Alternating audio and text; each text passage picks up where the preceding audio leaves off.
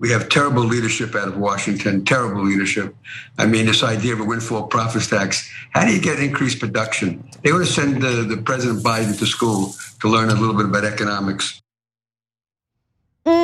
That's our old billionaire friend, Leon Cooperman, who I'm sure is very salty over the fact that his precious stock portfolio is experiencing the same decline anyone else invested in the stock market is. He's upset though at the Biden administration for wanting to hold greedy oil companies accountable for price gouging fellow Americans. And for some reason, Cooperman doesn't think that Biden should hold them accountable.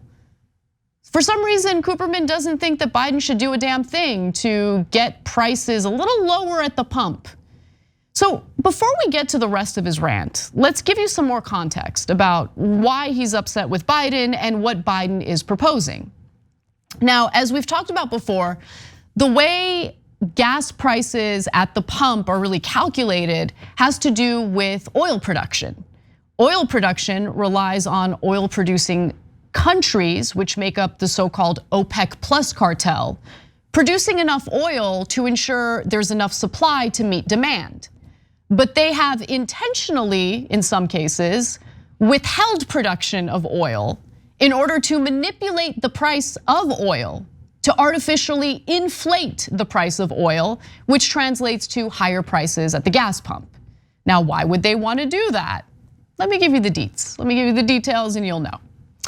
Saudi Arabia is a huge player here. Saudi Aramco, that's the name of their major oil company. It's also the world's largest oil company, said on Tuesday that it had earned $42.4 billion in net income in the third quarter. In one quarter, guys, in one quarter. The figure was more than double the nearly $20 billion that ExxonMobil earned for the same period. It also enabled Saudi Aramco, which is state controlled and has a near monopoly on Saudi Arabia's oil output, to pay a large dividend, $18.75 billion, mostly to the country's government. So this is how it works. This is how the sausage is made. Saudi Arabia's government financially benefits from its major oil company essentially manipulating the price of oil by lowering output, lowering production. So less supply that can't keep up with demand means that the price is gonna be higher. So when you consider these profits and how it helps Saudi Arabia's government, you can understand why a country like Saudi Arabia would want to manipulate these prices, right?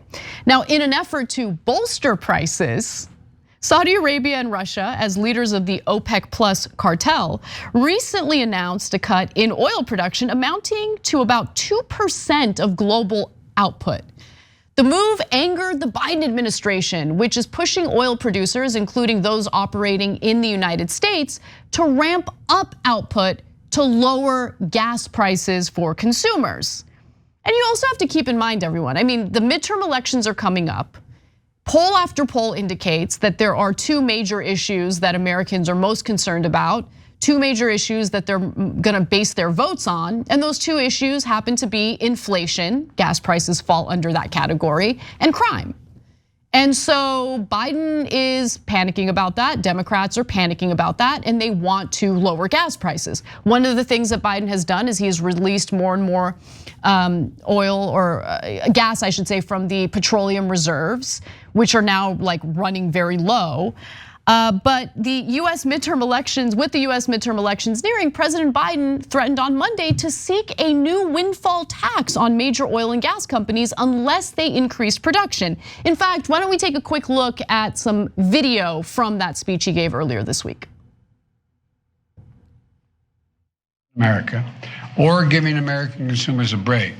Their excess profits are going back to their shareholders and they're buying back their stocks, so the executive pays are gonna skyrocket. Give me a break, enough is enough. Look, I'm a capitalist, you've heard me say this before. I have no problem with corporations turning a fair profit and getting a return on their investment in innovation. But this is remotely what's happening. Oil companies, record profits today are not because they're doing something new or innovative. Their profits are a windfall of war.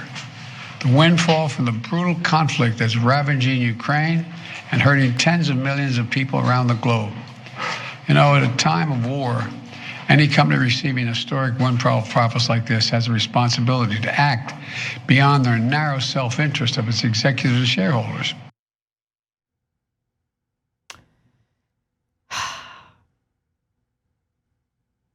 Why is Biden pretending like he doesn't know how capitalism works? You know me, I'm a capitalist. I love capitalism, which is why I believe that these companies have a what? A responsibility to ordinary people? Really? No.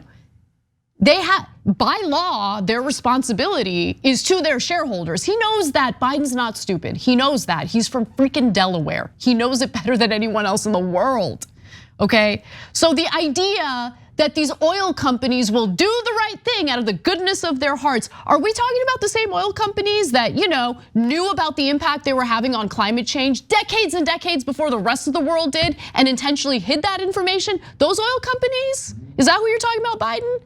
Okay, so I guess I'm the one who's actually more livid with Biden right now because the last part of the video that we just showed you is infuriating. But the thing with Leon Cooperman, the crybaby billionaire, is he's going after Biden for another reason. It's not because he's concerned about price gouging by oil companies. It's not because he really wants to ensure that we lower the prices at the gas pump. No, he has a different thing to cry about, which means it's definitely time to watch a billionaire cry. Let's go to our bumper. I care.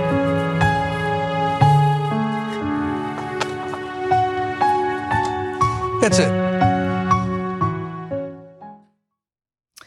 So what does quivering-lipped Leon Cooperman have to say about Biden? Well, let's watch his comments in context and then we'll break it down. I don't like a lot of things. I think we're heading towards a recession. I think that labor seems to have the upper hand. We have terrible leadership out of Washington, terrible leadership. I mean, this idea of a windfall profits tax, how do you get increased production? They want to send the President Biden to school to learn a little bit about economics. And I voted for him. It was more of a vote against Donald Trump than a strong endorsement of the president. But he's doing so many things that are just patently obvious that it's all done to try and improve the election outcome in November. The marijuana relaxation, the student loan forgiveness. He's not going to get a windfall profits tax in. There's no way it's going to pass Congress. And so he's making proposals designed to get votes that make no economic sense. There was one kernel of truth in what he said there, which is he's not going to get a windfall profits tax. It's a one-time tax toward these oil companies. If there was a caveat to what Biden had proposed, if they refuse to increase production of oil, he threatened them with a one-time windfall profits tax. Cooperman's correct. That's not gonna happen. No one in Congress, well, some politicians in Congress would support it, but it wouldn't get the majority necessary in the Senate to pass that tax on oil companies. And Biden is putting that statement out there as we approach the midterms to kind of give this illusion that he's doing something. But look, if Biden was serious about holding, let's say, Saudi Arabia accountable for refusing to increase output and the fact that they're manipulating the price of oil by intentionally withholding production, he could cancel weapons shipments to Saudi Arabia. We have some leverage too, like actual leverage. Is Biden willing to flex that muscle? Probably not. He could declare a crisis, a real emergency in the United States, considering the fact that so many Americans are already struggling financially and we're about to enter the winter with insanely expensive energy prices. People are gonna need energy to heat their homes. They're gonna need energy to go to and from work, obviously gas in that case. So I don't know, maybe rein in this private industry by declaring a crisis and preventing them from exporting our resources to the highest bidder internationally. He wouldn't do that either. So yeah, what Biden's up to, what Biden is saying, the empty threats, super frustrating. So Leon Cooperman's right about that. But when you look at his statement as a whole and what he's complaining about as a whole, Cooperman's not frustrated because Biden is saying something that he knows he can't accomplish. Cooperman's frustrated that Biden would dare threaten increased taxes on his wealthy buddies. Anytime you hear about taxing the wealthy, Leon Cooperman will be on CNBC to cry about it. And by the way, like, dude, like your weird reefer madness nonsense, like get over it. Move it along, Cooperman, okay? Like, crying and whining about marijuana legalization and then also adding in that little rant about student loan debt. Oh yeah, canceling student loan debt. What is he up to? I mean, I voted for Biden, but it was mostly a vote against Trump. Shut up. You're not impacted by inflation the way ordinary people are. You don't have to worry about drowning in student loan debt for the rest of your life. Leon Cooperman, multi-billionaire, homeboy is good, he's good.